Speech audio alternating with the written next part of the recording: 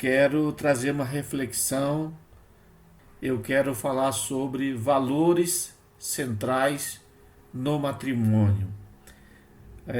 Pode surgir talvez aquela indagação, mas pastor, se é um culto de família, o senhor vai falar de casamento, de matrimônio? Na verdade, a família, né, toda a família é composta de pai, mãe, marido e mulher, pelo menos a família no conceito judaico-cristão. E hoje, infelizmente, os conceitos judaicos cristãos, os conceitos bíblicos e divinos estão se perdendo, né? E infelizmente até mesmo naquela congregação social que chamamos de igreja. E sabemos que essa igreja, a igreja de Jesus, ela se comporta de uma maneira diferente, pois ela tem compromisso com os princípios do reino.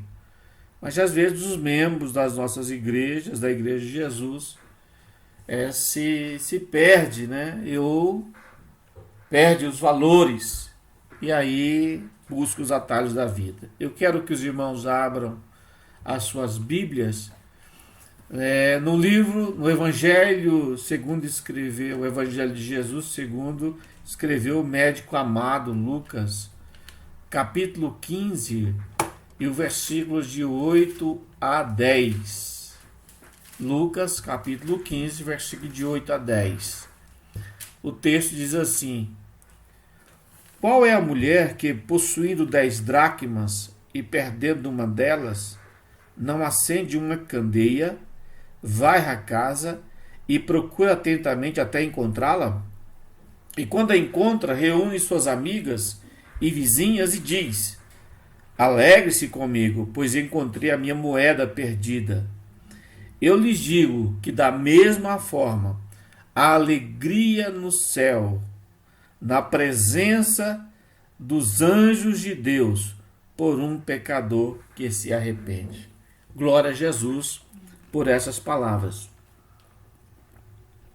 Nós sabemos que as nossas reuniões de adoração a Deus são verdadeiras festas de alegria. Como o nosso irmão que cantou no início do culto, né, que a palavra júbilo com gosto, né, adorar, cantar, louvar, com gosto, expressar, né, a música é a arte de expressar os diversos estados da alma e nós cantamos com júbilo na presença do Senhor.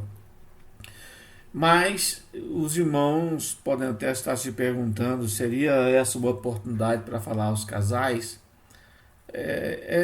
De certa forma é verdade, não é?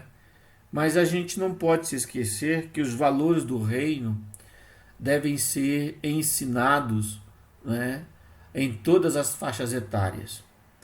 Naqueles que são casados, que já têm família, para continuar firme, sem olhar nem para a esquerda, nem para a direita. Para os jovens que estão caminhando de mãos dadas em direção ao matrimônio, para aprenderem sobre a vontade de Deus,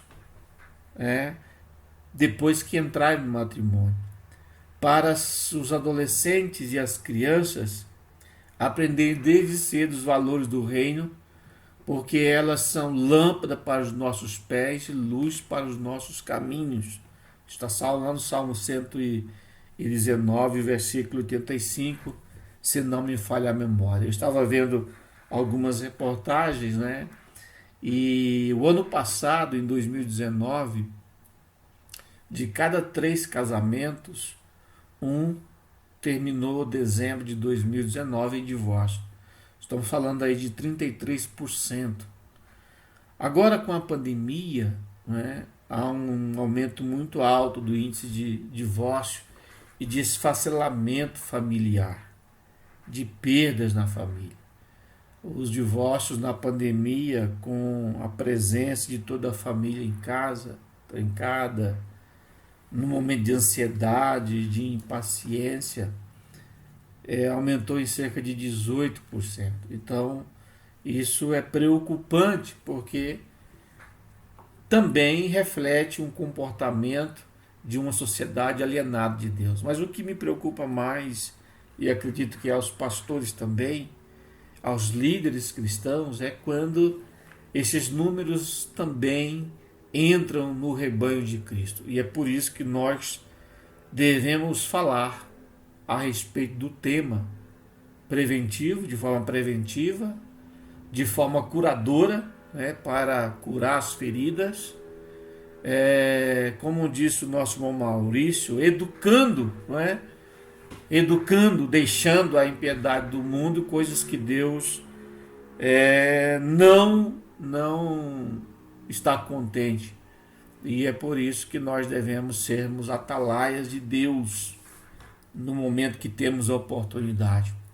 Se nós lermos atentamente o capítulo 15 de Lucas, nós vemos que Lucas se preocupou em deixar bem definido, né, a questão das perdas e também das coisas que precisamos e da forma que precisamos empreender para encontrá-las. Coisas que perdemos e a força, né, a disposição em não entregar os pontos e buscar aquilo que perdemos. Quando aquilo que era objeto da procura diligente dos envolvidos é encontrado, então se tem motivo de grande alegria, né? Quando o Senhor Jesus, iniciando o capítulo 15, que é versículo 1, o narrador bíblico diz que Jesus estava comendo, né, com os pecadores e publicanos, e alguém, né, dos mestres da lei criticou Jesus, né, dizendo: olha, esse homem recebe pecadores e come com eles. E Jesus, sabendo disso, então narra aí pelo menos três, né, parábolas, né, três parábolas que mostram que Jesus veio realmente para os pecadores, né, buscar. Então Jesus conta as parábolas, né, da moeda perdida, da ovelha perdida, do filho pródigo. E em todas as três parábolas, Jesus termina dizendo que, né, houve alegria quando a ovelha foi encontrada, houve alegria quando a dracma perdida foi encontrada, houve alegria também quando o filho pródigo voltou. E aí Lucas detalha, né, e diz que aquele que voltou, né, estava morto e reviveu. E é por isso que ele mandou matar o bezerro cevado, né, a mais alta forma de agradecer e se alegrar com aqueles que pertenciam à família. Então, meus irmãos, né, essas três parábolas nos traz aí um ensinamento muito forte, uma verdade teológica. Ou seja, aquilo que Deus realiza em nós, aquilo que nos é restituído, acaba por beneficiar principalmente aqueles que estão perto de nós. E isso estende-se aos vizinhos, à comunidade, no trabalho, não é? Jesus disse, e nessa parábola, principalmente a mulher chamou as suas amigas: vinde e alegre-se comigo, porque eu encontrei a minha dracma perdida. A palavra de Deus nos ensina que muitas das vezes nós perdemos algumas coisas valiosas.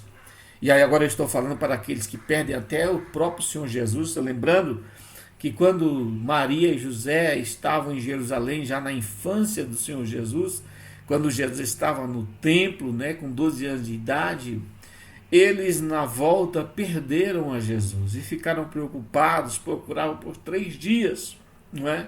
Eu não quero entrar no contexto, mas trazendo aí uma reflexão, né? Às vezes nós perdemos Jesus, não é? Não são por coisas graves, por coisas grandes, né? Às vezes o que nos faz perder a comunhão com Deus, a comunhão com os familiares, a paz na família, a paz com Deus, são a soma de pequeninas coisas, e tudo isso dentro de casa, né? A gente faz, você, Dona Maria aí, faz raiva para o seu marido todo dia, seu marido faz raiva para a senhora todo dia, essa criança faz raiva, todo mundo faz raiva, daqui a pouco a senhora fica brava até com Deus, até parece que Deus faz raiva para a senhora, mas não é bem assim. Então vamos refletir um pouquinho e deixar que o Espírito Santo fale conosco e nos oriente, nos dê aí uma motivação para a gente acordar amanhã cedo e dizer que nós vamos melhorar mais um pouquinho, porque o escritor aos Hebreus, né, escreveu assim, que para aqueles que são salvos, que nós devemos lutar para coisas que acompanham a salvação. Quais são essas perdas, né? Essas dracmas preciosas, perdidas? A gente pode talvez colocar nome nelas. E aí você precisa colocar na sua casa, no seu coração. Pode ser o respeito dentro do lar. Né? Quando perde o respeito, quando os membros dessa família, mesmo cristã, perde o respeito e há o abuso verbal, a gritaria, coisas que Paulo diz que lá no capítulo 5, 4 de Efésios, né, não haja no meio de vós nenhuma gritaria ou até palavra de baixo calão, palavras torpes, né, na vossa boca, mas só que for boa para a gente perde a estribeira, perde a paciência e perde o respeito. Quando se perde o respeito, aí a coisa se complica. Às vezes também essa dracma perdida pode ser tempos preciosos, né? Essa pandemia botou todo mundo dentro de casa, debaixo do mesmo teto. E muitas famílias tiveram grandes problemas com isso, porque não havia tempo com qualidade, não havia um altar de ensino, um altar de oração. O ensino religioso sistemático da palavra de Deus era somente delegado aos professores da escola bíblica dominical, ao tio, à tia que trabalha com as crianças. E se a gente fizer uma entrevista com alguns professores de crianças, nós vamos descobrir coisas sobre os nossos filhos que vai arrepiar, né, o nosso cangote, como diz lá na nossa terrinha. Então, quando todo mundo está dentro de casa, aquilo que era para ser um motivo de alegria, um motivo de bênção, de comunhão, às vezes é um momento de guerra, de discórdia e de angústia. Algumas dracmas perdidas, como tempo com qualidade, altar de oração, ensino sistemático da palavra de Deus, né? O sacerdócio dos pais e vida espiritual torna-se escasso. E o raquitismo espiritual da família é colocado agora diante dos olhos de todos esses membros. E aí fica aquela sensação de falta de forças, de poder administrar, vergonha, né? E aí os pais vão começar a ver quem são os filhos realmente quem são seus pais, porque agora todo mundo tem que ficar na presença de todo mundo. Também algumas dracmas, como a honra, têm se perdido. Os pais são desonrados pelos filhos. Aí os pais se assustam ao ver o nível de desobediência e de escrúpulo e de impiedade dos filhos e os filhos dos pais, né? Quando os pais tratam às vezes os cães, os cachorros, né? Os cachorrinhos, né? Melhor que os seus filhos, né? E aí as coisas vão de mal a pior. E Jesus não quer isso.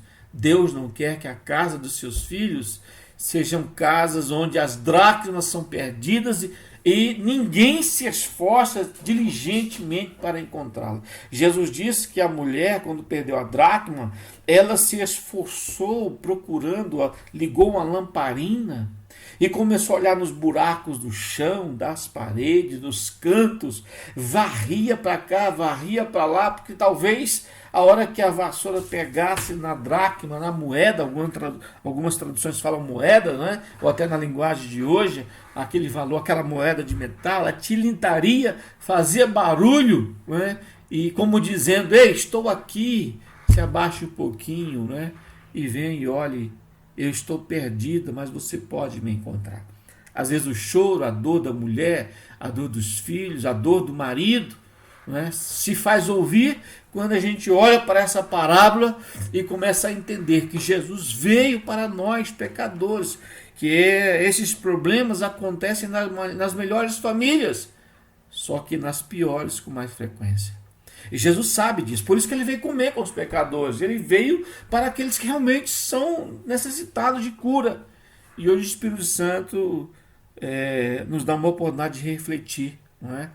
Porque às vezes nós perdemos dentro de casa alguns valores ordenados pelo Senhor. Alguns valores que nós precisamos buscá-los novamente, né? Então, o que a gente faz diante disso, não é? O que quer dizer varrer a casa, acender a lamparina, buscar a Deus, a gente até encontrar essa dracma? Bom, a gente pode traduzir assim, ó. Primeiro, assumir as nossas responsabilidades com humildade e buscar as nossas próprias dracmas perdidas. Às vezes os filhos, a falta de temor a Deus dos filhos, a rebeldia dos filhos, é o reflexo de uma falta de vida espiritual dos pais, infelizmente. Se você olhar no livro do Deuteronômio, lá no capítulos 4, 5, 6, Moisés agora está sabendo nos últimos momentos de vida, ele chama aquela geração que de 20 anos para baixo que saiu do Egito, porque de 20 anos para cima tinha morrido no deserto, porque Deus tinha dado a sentença, porque provaram a Deus, colocaram o Senhor à prova e não confiaram nele. E Moisés agora chama essa geração mais nova e diz: olha, Israel, ouve, né? Lá no capítulo 6, versículo 1, o Senhor Deus é o único Deus, e estas palavras estarão no teu coração, né? Teu coração, e delas falarás com o teu filho, ao assentar, ao levantar, à mesa, não é? Colocar os umbrais da tua porta, colocará como testeiras e também no punho das tuas mãos. Ou seja, a lei do Senhor era para estar ao alcance daquela meninada que precisava ver em papai e mamãe um referencial de fé e de amor e devoção ao Senhor. Então a primeira coisa que nós precisamos fazer é assumir as nossas culpas, as nossas responsabilidades. Depois devemos acender a candeia do nosso coração, começar a varrer a casa e sair à procura. Só que no momento que nós começarmos a varrer a casa, nós vamos encontrar coisas que não agradam a Deus. E aí, depois que nós assumir a responsabilidade e dizer, não é, como Davi, eu pequei contra o Senhor, que eu caia nas mãos do Senhor, porque as suas misericórdias se renovam a cada manhã. Não é? Então aí a gente consegue e vai enxergar algumas coisas que essa candeia do Espírito Santo vai iluminar. E nós vamos ver que é possível se desfazer delas, porque o candeeiro vai iluminar e vai ver, vai mostrar que aquilo não agrada ao Senhor. E nós devemos nos abster daquilo que desagrada a Deus. E então, a hora que a gente começar a enxergar essas faltas, essas falhas, então a gente tem que ter coragem, não é? Aqueles pecadinhos ocultos, aqueles pecadinhos que nós deixamos e cuidamos dele, né? Aqueles pecadinhos que nós não conseguimos ficar com ele, é hora de a gente botar diante da candeia e dizer: Senhor, me purifica com isopo, como disse Davi, lava a minha alma, porque o sangue de Jesus pode nos purificar de todo pecado. Devemos também aprender com os erros do passado e vigiar, sabendo que os relacionamentos fazem parte da comunidade cristã e que os bons relacionamentos devem começar em casa, e pedir a Deus ajuda para falar, pedir a Deus ajuda para ouvir, pedir a Deus ajuda para sarar o nosso coração das ofensas que os membros da família nos causam. Eu sempre digo que a pessoa que nós mais amamos são as que mais nos ofendem, e são também as que mais nós ofendemos, com palavras, com gestos, com um olhar, bufando, fazendo bico. Às vezes nós deixamos a nossa carne falar mais alto e perdemos as dracmas do amor, da comunhão e da alegria. João, na sua primeira carta, primeira epístola, no capítulo 4, 20, ele diz: olha, se alguém diz eu amo a Deus e odeia seu irmão, é mentiroso, porque quem não ama seu irmão, qual viu, como pode amar a Deus a quem não viu? E às vezes marido e mulher estão se degladiando com verdadeiro ódio no coração, pais e filhos perdendo a comunhão e a alegria com ódio no coração. E Jesus veio para comer conosco. Você que tem ódio, você que não perdoa, Jesus veio para comer com você hoje e colocar luz no quarto do seu coração, para que você possa encontrar a dracma perdida.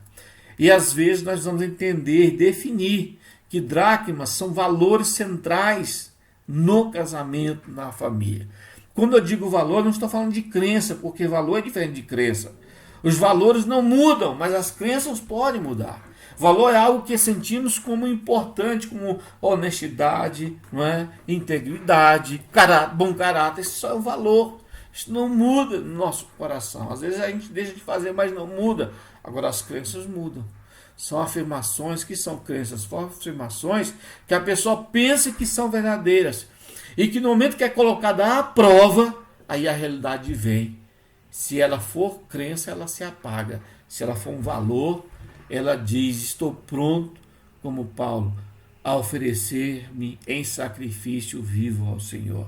Mas quando é crença, Jesus fala com Pedro, no momento que Jesus estava querendo conhecer o seu ibope, na divisão dos discípulos, Jesus pergunta para os discípulos assim: olha, o que o povo está falando? Quem sou eu? E aí os discípulos falam: Senhor, falam só que eu sou Elias, que o Senhor é João Batista, que o Senhor é Moisés, que o Senhor é um monte de gente. E tudo gente boa, Senhor, tudo gente que está aí no maior ibope da nação judaica. Jesus olha para eles assim: e vocês? E vocês pensam que eu sou? Jesus escuta da boca de Pedro. Pedro, nesse momento, achava que a sua fé era um verdadeiro valor diante de Jesus. E Pedro, então, diz assim: olha, Senhor, tu és o Cristo, Filho do Deus vivo. Aí Jesus pega e já tasca com um elogio em Pedro. Bem-aventurado és tu, Simão, porque não foi carne e sangue, mas foi meu Pai. É isso mesmo. Você é o cara, você realmente... Aí Jesus teve confiança e começou a mostrar o quanto precisaria padecer e até chegar ao Calvário. Aí Pedro, achando que estava com todo o ibope do mundo, começou a repreender Jesus: Senhor, de maneira nenhuma o Senhor vai acontecer isso. Não, nós vamos com o Senhor até a morte. Jesus: Pedro, eu tenho que ir. Não, Senhor, o Senhor não vai, não. Para trás de mim, capeta, para trás de mim, Satanás. Você só está querendo atrapalhar os caminhos do meu Pai. Aí Pedro disse: Senhor, mas eu estou disposto a ir contigo até a morte. Olha a diferença da crença do valor. Pedro disse para Jesus isso. Jesus disse: olha, Pedro, vai cantar o galo 3 vezes ainda hoje e você vai negar o meu nome. E lá no momento mais difícil de Jesus, quando Jesus estava sendo ali esbofeteado, Pedro estava enfrentando agora a prova da sua dracma, se era um valor, se era uma crença. E alguém passa a porteira: você estava em Galileu. Eu não conheço esse homem. João disse que ele praguejava. Sabe o que é praguejar? Isso é falar palavrão de baixo escalão. Não conheço esse homem. E praguejava. Naquele momento o galo canta 3 vezes. Jesus encontra com o olhar de Pedro. E Pedro precisa agora ser consolado, ser resgatado lá na praia do Mar da Galileia. Depois de ressuscitado, o Senhor resgata o coração de Pedro e aí mostra para Pedro que crença precisa ser mudado para os valores eternos. Quando temos valores, nós colocamos até a nossa vida em risco. Quais são os valores que podem mudar na vida, na família, no casamento de muitos cristãos? O amor, muitas das vezes, muda. A segurança de um relacionamento conjugal, meus queridos, depende da profundidade de um tipo de amor que a Bíblia chama de amor ágape, amor sacrificial. Sabe aquele amor? Vivo arranhado, mas não largo meu gato. Vivo arranhado, mas não largo minha gatinha. Esse amor que vai conosco a dor, a descrença, na perda, na dor, quando você prometeu lá diante do juiz, do pastor, do padre, naquele dia, o Senhor estava apostando nos seus valores. O amor romântico é apenas aquele que ornamenta, que ajuda, que traz sorriso, a decoração, os vasos, as plantas, as flores. Mas o amor sacrificial é o alicerce, é o fundamento. Por isso, o apóstolo escreve lá em Efésios 5:25, não é? Mulheres, ame seu marido. Marido, ame sua mulher como Cristo o amou a igreja. E então, eu quero dizer para vocês que um outro valor que precisa estar fortalecido nas famílias de hoje é o compromisso como um valor central. O compromisso precisa ser mais forte que o amor, porque o compromisso é a determinação de ficar unidos com o passar do tempo. Quando a flor murcha, a feiura vem, a barriga cresce, o cabelo cai e os dentes balançam às vezes. Quando a gente acorda de manhã com aquele cheirinho, mau odor na boca do outro, E todo dia, com as dificuldades. Compromisso é um propósito sério. Não é? O Senhor Jesus falou sobre isso lá em Mateus 19, 6 e 8. Não é? Deus disse lá, Jesus validou as palavras de Adão. Quando perguntaram sobre divórcio, Jesus disse, né, para aqueles homens, né, deixará o homem seu pai e sua mãe e se unirá à sua mulher e serão dois uma só carne. Portanto, aquilo que Deus ajuntou, não o separe o homem. Para enriquecer o casamento é preciso, é necessário um compromisso perseverante e uma fé determinante. Porque é um voto que obriga. Jesus disse que devemos cumprir os nossos votos. Ninguém é obrigado a votar, mas depois que seja passado pelo altar, pelo juiz de paz, pelo padre, pelo pastor, Deus estava naquele momento ali. Devemos vacinar os nossos filhos do divórcio. Diz as estatísticas que filhos de pais divorciados têm mais de 50% de chance de se tornarem filhos divorciados também, porque a barreira moral foi rompida pelos seus pais. Então, o Senhor Deus deseja que nós sejamos baluartes dessas verdades. Porque às vezes nós conflitamos com os nossos valores em função daquilo que nós achamos que é correto e deixamos a palavra de Deus de lado. Existem alguns valores que são inegociáveis na palavra de Deus. O amor, Paulo diz que o amor não deve ser fingido. O amor não é um sentimento, o amor é um mandamento. Jesus disse, um novo mandamento vos dou, que vos amei uns aos outros. Outro compromisso que não deve ser também negociado é o compromisso. Lá em Romanos 2, 7 e 8, o apóstolo, Romanos 7, 2 e 3, o apóstolo Paulo escreveu assim, que enquanto o marido viver, a mulher está ligada a ele. Então é até que a morte o separe. Se você não gostou dessa frase, eu vou deixar ela mais bonita para você. Enquanto viverem. De outra forte, Paulo disse, será chamada de adúltera se for de outro homem. Isso vale para o homem também. Outro valor inegociável que nós não devemos negociar dentro de casa é o respeito mútuo. Não se tem que se atacar o problema e não as pessoas. Há casais, há famílias que o momento de briga, o incêndio começa e em vez de atacar o problema, começam a atacar as pessoas, os parentes das pessoas, o sogro, a sogra, o pai dele, o pai dela. E seu pai, aquele barrigudo, aquele leudo, que deixemos disso. Isso é infantilidade. Não se resolve problemas de adulto na forma de crianças que se brigam. É preciso enfrentar os problemas e não as pessoas. Outros valores negociáveis, convicções religiosas, visão de reino, visão de pecado, visão de salvação, visão de fé, a visão do reino de Deus. Quando nós oramos a oração do Pai Nosso, Jesus ensinou, Pai Nosso que estás no céu, santificado seja o vosso nome, venha a nós o teu reino, venha a nós o teu reino. O que é o reino de Deus? É Deus reinando no nosso coração, nos nossos projetos, na nossa vontade, no nosso lazer, na nossa viagem, no nosso trabalho, na nossa faculdade, na nossa música, na nossa igreja, no nosso culto. É Deus sendo soberano com a chave de todos os cômodos do nosso coração. Talvez você vai ter que varrer aquele momento que você fica sozinho na internet, buscando o lixo da imoralidade, da pornografia, para saciar um apetite carnal que está te levando para o inferno. Está na hora de você confessar isso e pedir misericórdia a Deus e resgatar a dracma perdida da alegria, da comunhão na sua família. Outro valor inegociável é o valor do perdão. Deus está disposto a nos perdoar. Jesus, lá na oração do Pai Nosso, ele deixa claro a teologia do perdão. Na oração ele diz, perdoa as nossas dívidas, como nós perdoamos aqueles que nos perseguem. Ou seja, se você olhar para o versículo de número 14, 15, 16, Jesus faz uma ressalva. Depois que termina a oração, Jesus volta nesse ponto devido à importância que ele tem e que nos orienta a olhar para dentro de nós mesmos. foi acerca dele, porque aí ele continua, porque se perdoares os homens as suas ofensas, vosso Pai Celestial vos perdoará. Se, porém, não perdoardes os homens as suas ofensas, tampouco vosso Pai Celestial vos perdoará.